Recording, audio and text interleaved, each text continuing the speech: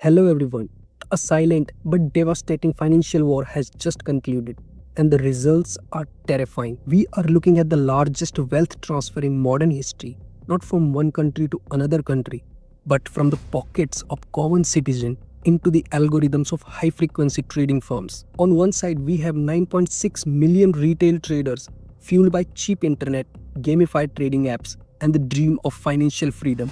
On the other side sit the giants, firms like Jane Street, Citadel, and Renaissance Technologies, armed with agentic AI and hardware that measures time in nanoseconds. The latest 2025 data is out, and the scale of the massacre is clear.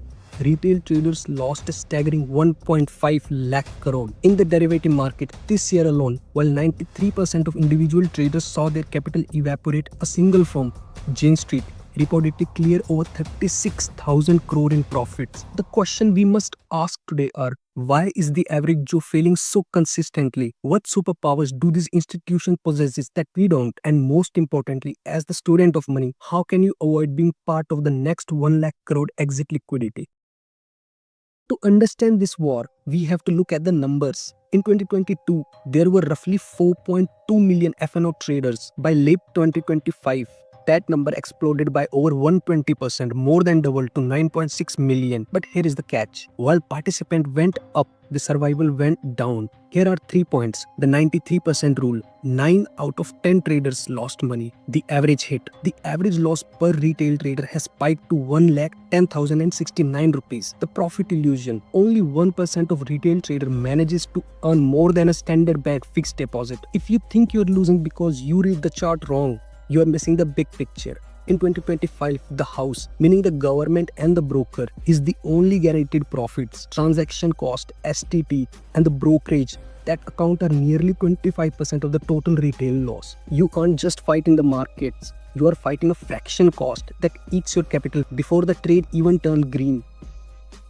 Why can't a small individual with a MacBook beat a firms in New York or Mumbai? It comes down to 3 specific institutional superpowers. First, the latency superpower. While you click buy on your phone and wait for a 4G signal, institutional servers are co-located inside the exchange building. They see the price moving 300 milliseconds before it hits your screen. In 2025, firms are using agentic AI that executes stop-loss hunting. They can see where millions of retail traders have placed their exit orders and momentarily drive the price there to flush you out before the real moves even begin. Second, the inventory model versus the directional bet. Retail traders usually bet on direction. Market will go up or either it will go down. Institutions, however, play the market maker role.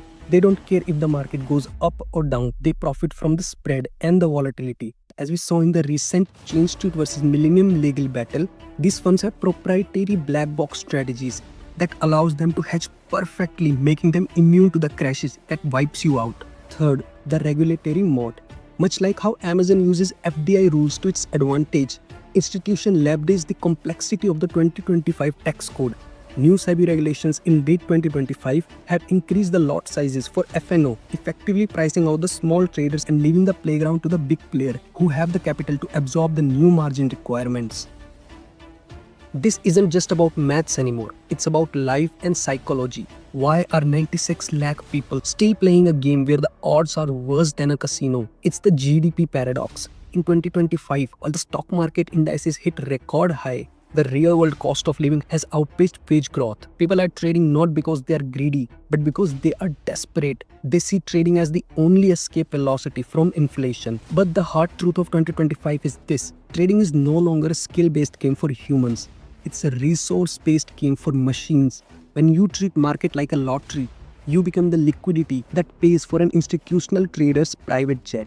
For anyone watching this who wants to survive the 2026 shift, the strategy must change. You have to move from being a counterparty to being a participant. The winners of the next decade won't be the ones scalping Bank Nifty on a 5-minute chart.